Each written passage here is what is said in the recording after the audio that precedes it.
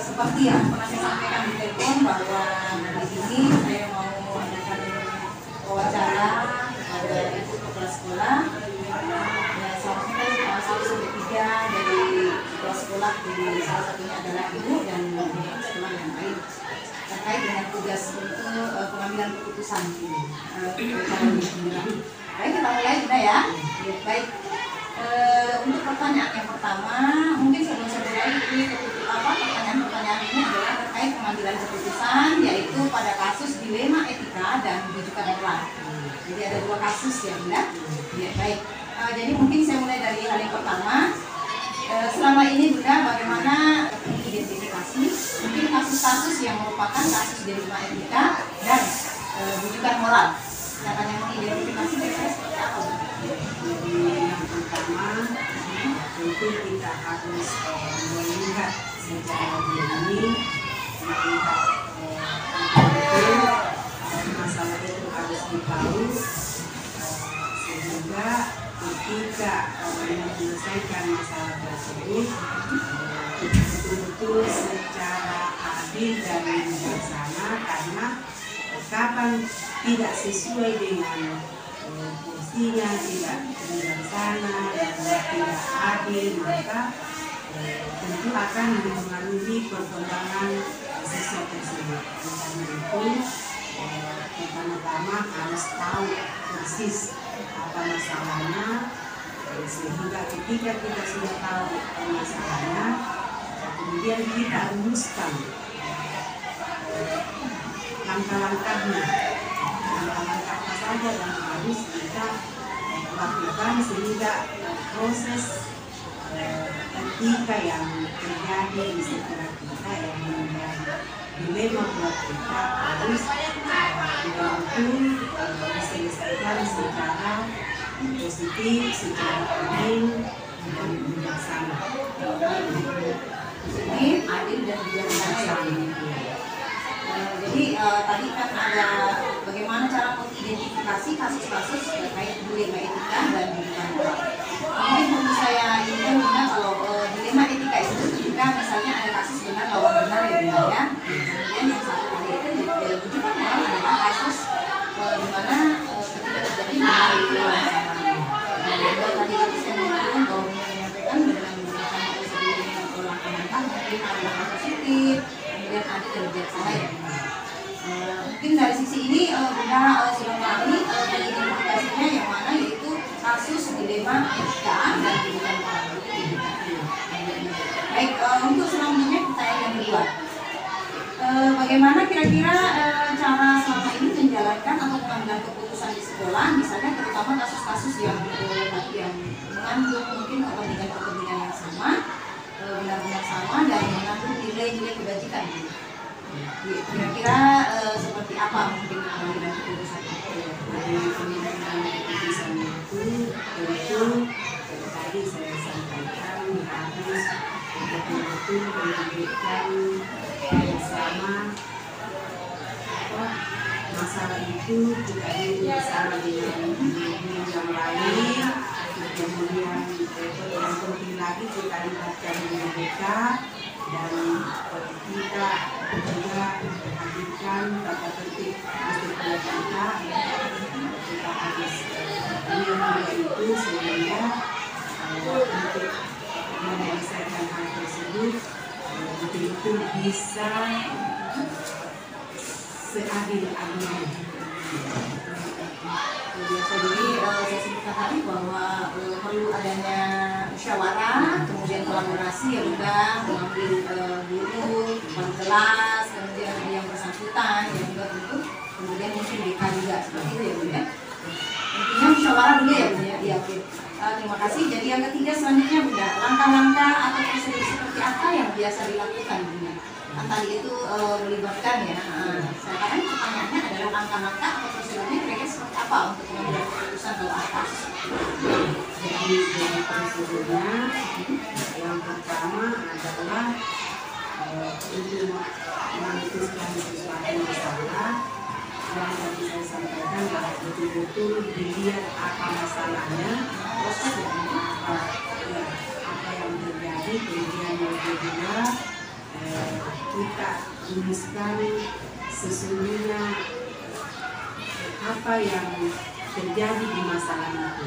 Kemudian setelah itu kita tuliskan langkah-langkahnya untuk penyelesaian hal tersebut bersama dengan stakeholder di sekitar ini. Jadi intinya tadi harus mengetahui benar dulu permasalahannya ya, terusnya baik-baik, kemudian merumuskan langkah-langkah bersama stakeholder sekolah.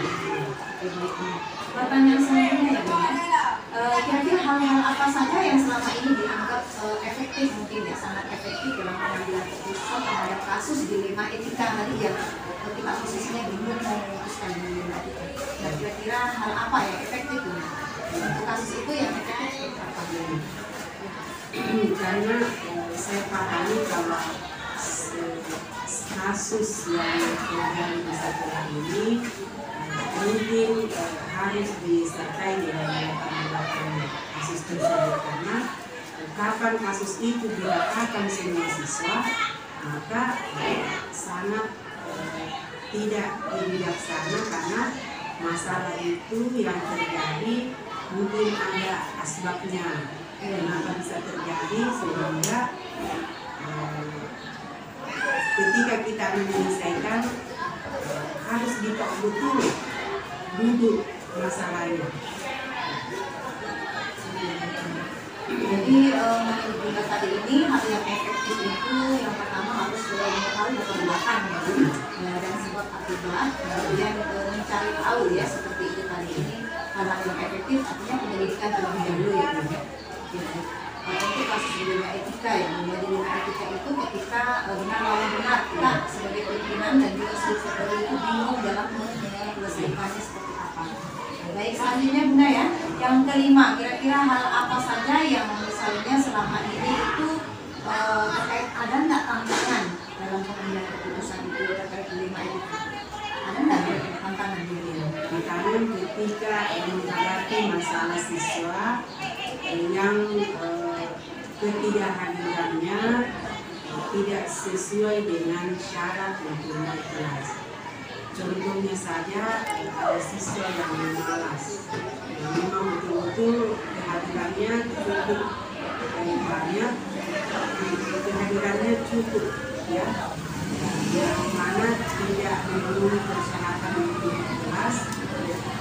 Kemudian kasus yang satunya juga tidak naik kehadirannya pulang disebabkan yang sakit, kemudian mengurus orang tuanya yang sakit, sehingga dengan dilema yang seperti ini yang kasusnya sama-sama banyak ketidakhadirannya, sehingga langkah-langkah yang kami putuskan, yang kami ambil adalah kami adakan rapat bersama Dewan Guru memutuskan hal-hal yang mana yang terbaik untuk penyelesaian kasus seperti ini.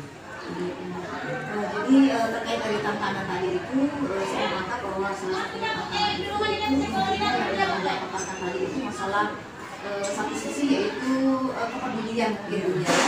Di satu sisi meskipun anak itu mungkin kehadirannya kurang, namun ada rasa kemanusiaan sehingga itulah tantangan yang dihadapi tadi ya, makanya ada muncul dilema itu. Jadi ada sisi kemanusiaan oke baik. Sekarang yang lanjutnya, apakah ini memiliki semacam tata kala atau mungkin jadwal dalam penyelesaian pengambilan keputusan itu? Mungkin dijadwalkan atau serta-merta langsung diputuskan saat itu juga seperti itu Bu? Untuk misalnya kalau ada kasus yang dilema gitu ya. Jadi terus terang ya, karena kayaknya secara spontan ketika muncul masalah itu ya, langsung diselesaikan secara bersama-sama dengan Dewan Guru yang melibatkan berbagai stakeholder yang lain dan bisa mempengaruhi kebijakan ini. Jadi untuk jadwal tidak dijadwalkan ya Bu, Jadi jadi langsung satu ketika kita akan mengeluarkan pembukaan akan menjadwalkan kasusnya. Oke baik, jadi kesimpulannya tidak ada jadwal, langsung diselesaikan dengan melibatkan seluruh yang berkepentingan terkait masalah tersebut ya Bu. Selanjutnya yang ketujuh Bunda, kira-kira adakah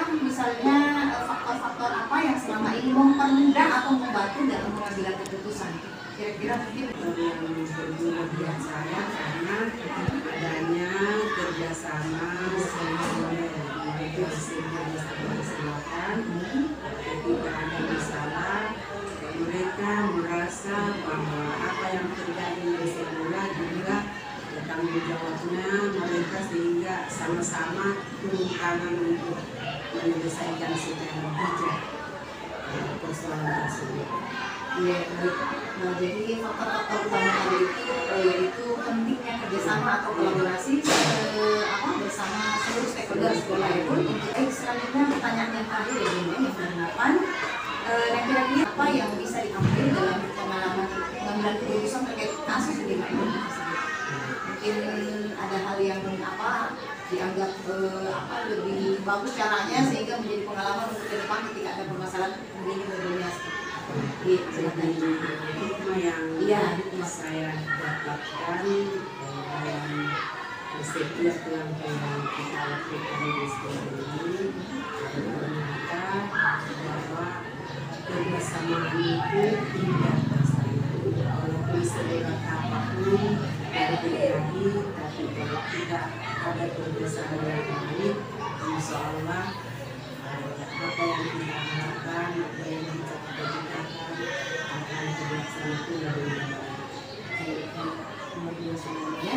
Nah, jadi hikmah di balik kasus di rumah etika itu, ataukah mungkin rujukan moral, ternyata ada satu hikmah yang diambil dari kedua kasus tersebut, yaitu indahnya kebersamaan. Nah, jadi apapun masalahnya yang saya dapat simpulkan tadi, seperti apapun berarti permasalahan, ketika kita kolaborasi dan juga kerjasama bersama seluruh stakeholder yang berkepentingan, insya Allah akan mudah diselesaikan. Seperti itu tadi ya Bunda ya.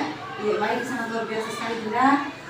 Saya ucapkan banyak terima kasih untuk atas sharing-sharing dan pengalamannya yang sudah disampaikan kepada saya, khususnya sebagai calon guru penggerak.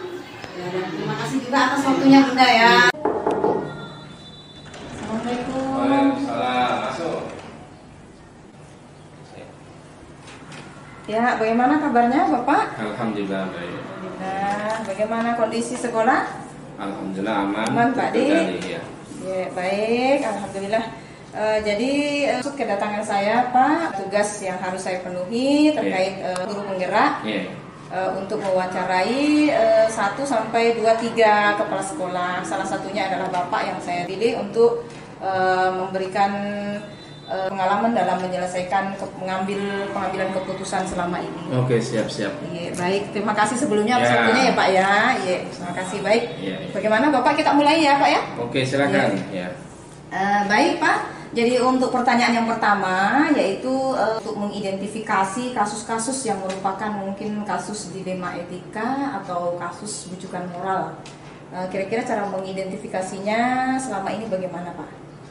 Saya mencoba menjawab yang problematika tadi itu. Iya, dilema etika. Dilema etika itu kasus terkait benar lawan benar. Iya, betul, ini Bapak. Terjadi kepada siswa kami. Iya. Nah, untuk mengambil keputusan yang seperti ini tentu kepala sekolah harus mengetahui benar tentang bagaimana keadaan siswa ini selama berada di sekolah. Nah, untuk bisa mengetahui tentang siswa ini tidak terlepas kerjasama antara wali kelas, pembina OSIS dan BK. Nah, kita harus tahu satu persatu bagaimana siswa ini keberadaannya selama di sekolah. Nah, kemudian pengambilan keputusan tentu harus ketahui mana yang seharusnya siswa ini untuk mendapatkan, kalau ini dianggap sebuah kasus, mendapatkan sanksi dari sekolah. Ya, kita lihat siswanya satu persatu. Nah, setelah mengetahui keberadaan siswa dari siswa yang bermasalah ini, yang kedua-duanya dianggap benar, dan setelah mendapat informasi penuh dari wali kelas, pembina OSIS dan BK, maka saya sebagai kepala sekolah baru bisa memutuskan. Tentu pemberian sanksinya ini kepada siswa yang bermasalah adalah sanksi-sanksi yang sifatnya mendidik. Nah, seperti itu. Oh iya, baik Bapak. Jadi itu tadi untuk kedua kasus ya Pak ya, antara kasus dilema etika dan rujukan moral. Iya, betul. Jadi harus memang kita tahu betul. Makanya setiap wali kelas itu punya catatan khusus tentang kondisi dan keadaan siswanya masing-masing. Seperti itu. Ya. Oke. Baik, bagaimana Bapak selama ini menjalankan keputusan di sekolah? Mungkin terutama pada kasus-kasus yang dimana ada dua kepentingan yang sama-sama mungkin benar dan sama-sama itu mengandung nilai-nilai kebajikan. Ya, kira-kira kita punya tata tertib. Iya. Kita punya sekolah punya aturan. Nah, aturan tata tertib ini sekolah sudah menyampaikan bukan hanya kepada siswa tetapi juga adalah kepada orang tua. Jadi ini keduanya harus mengetahui tentang tata tertib aturan yang ada di sekolah. Nah, ketika ada siswa yang bermasalah, tentu itu mengacu kepada tata tertib. Jadi kalau hal-hal ini yang sudah kita sepakati dan kita ketahui bersama antara sekolah dengan siswa dan orang tua, maka keputusan ini bukan keputusan yang keliru atau salah. Seperti itu yang ditandatangani oleh orang tua siswa. Ini sangat penting, ini menjadi pegangan buat sekolah sebagai dasar Pak ya. Dasar ya. Di samping menyampaikan aturan tata tertib dan itu kemudian ada kesepakatan yang ditandatangani oleh orang tua. Baik, sangat luar biasa Pak ya, terutama dalam pengambilan keputusan tentunya tidak semata-mata mungkin hanya memutuskan pada sepihak saja, namun bukan hanya sekolah, harus orang tua juga dilibatkan. Betul, termasuk pembuatan MOU, kesepakatan antara orang tua dengan pihak sekolah pihak pondok sebelum siswa tersebut masuk ya Pak ya, Ya, baik, prosedur seperti apa yang biasanya dilakukan selama ini untuk pengambilan tersebut selain tadi yang sudah dipaparkan langkah-langkahnya? Mungkin langkah-langkahnya terkait langkah-langkah sebelum mengambil keputusan tentu harus mengetahui tentang siswa itu sendiri. Jadi ini harus kembali ke siswanya, kepribadiannya, karena jangan sampai kejadian itu memang sifatnya instan atau kadang-kadang ada siswa memang punya karakter dari awal, memang begitulah kondisi karakternya. Jadi ini harus ditahu oleh sekolah. Yang kedua, kembali lagi tetap kepada guru, yaitu terutama wali kelas harus mengetahui tentang karakter siswanya. Yang ketiga, kita harus tahu juga tentang jenis pelanggaran yang dilakukan. Orang tua juga seperti itu. Kemudian ada juga tadi jenis pelanggaran yang dilakukan. Kalau sifatnya yang ringan-ringan itu mendapatkan pembinaan khusus. Kalau yang berat ya memang sifatnya harus dikeluarkan, ya sekolah harus tegas karena jangan sampai kemudian diikuti oleh yang lain. Baik Bapak. Terima kasih, jawabannya sangat luar biasa sekali Pak. Jadi kita lanjut ke pertanyaan yang keempat. Kira-kira Pak, hal-hal apa yang selama ini nggak efektif dalam pengambilan keputusan pada kasus yang menurut tadi itu dilema etika? Jadi pengambilan keputusan terhadap siswa yang bermasalah dan dianggap kedua-duanya benar kan dilema etika seperti itu, maka supaya tidak bermasalah ini kasus, maka harus kembali melibatkan orang tua. Kenapa? Karena sekarang ini terkadang orang tua itu mempertanyakan kalau tidak dilibatkan dalam pengambilan keputusan. Namun sebelumnya siswa ini memang biasanya yang terjadi, siswa yang seperti ini memang dari awal itu sudah ada peringatan-peringatan yang bahkan sebelumnya sudah dipanggil orang tuanya masih melakukan ini dan itu. Pak ya, luar biasa jawabannya. Jadi yang pertama tadi itu melibatkan orang tua, kemudian membuat kembali peraturan-peraturan tersebut. Ya, baik.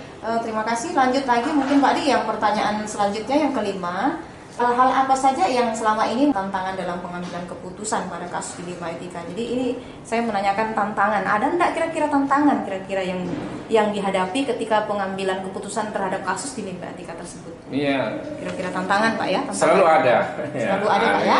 Kalau dianggap merasa paling benar semua dan akhirnya ada keputusan yang dilakukan oleh sekolah, terkadang itu bukan hanya orang tua yang berkeberatan. Terkadang orang tua juga melibatkan LSM atau orang-orang yang berpengaruh di keluarganya. Ini sudah sering terjadi. Maka untuk itu sekolah harus punya pegangan.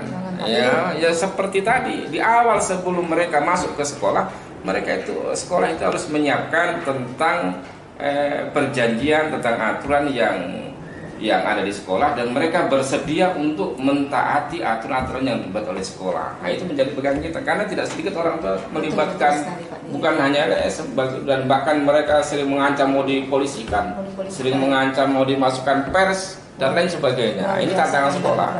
Iya, baik Pak. Jadi ya tantangannya memang sangat luar biasa. Ya. Bahkan ujung-ujungnya kasus pidana Pak, dan mungkin anggota dewan dan lain sebagainya. Dan pokoknya itu semua mereka berusaha. Iya, betul sekali. Melihat kembali ke kepegangan. Kita masuk ke pertanyaan selanjutnya Pak ya. Nah, kira-kira apakah Bapak memiliki sebuah mungkin tata kala atau jadwal tertentu dalam sebuah kasus dilema etika, Bapak langsung menyelesaikan di tempat itu, atau mungkin prosedur yang akan dibuat, mungkin Bapak bisa jelaskan? Kalau jadwal terkait dengan dilematika ini tentu langsung diselesaikan begitu di tempat itu juga kan? Penyelesaiannya itu harus sesuai dengan prosedur. Harus sesuai prosedur Pak ya? Jadwalnya dan tapi diselesaikan dengan prosedur. Karena kita ini di sekolah tidak sendirian. Banyak juga dengan teman-teman guru yang lain, mereka itu harus kita libatkan. Jadi ketika ada masalah, kepala sekolah tidak boleh untuk memutuskan sendiri. Karena yang tahu banyak tentang siswa ini adalah bapak dan ibu guru yang ada di sekolah, termasuk wali kelasnya. Makanya di sekolah itu punya namanya kesiswaan, punya namanya BK. Mereka ini yang menangani siswa-siswa yang dianggap ada masalah di sekolah.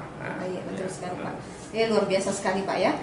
Selanjutnya kira-kira apakah adakah faktor-faktor yang selama ini mempermudah atau membantu Bapak dalam pengambilan keputusan dalam kasus dilema etika tersebut yang sudah dipaparkan? Kalau faktor yang memudahkan tentu kerjasama dengan guru-guru yang ada di sekolah.